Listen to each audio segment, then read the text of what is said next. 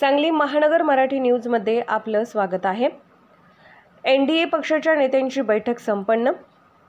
पंतप्रधान नरेंद्र मोदी यांच्या निवासस्थानी एनडीए पक्षाच्या नेत्यांची बैठक संपन्न झाली। सार्वत्रिक निवडणुकीत विजयी झालेल्या एनडीए आघाडीच्या नेत्यांची बैठक झाली। सुमारे 1.5 तास चाललेल्या या बैठकीत मित्रपक्षाचे प्रमुख नेते सहभागी झाले होते।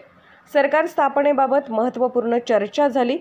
टीडीपी प्रमुख चंद्राबाबू नायडू आणि आंध्र प्रदेशातील जनसेना प्रमुख पवन कल्याण उपस्थित होते। SM मराठी न्यूज मुख्य संपादक प्रकाश लोंढे।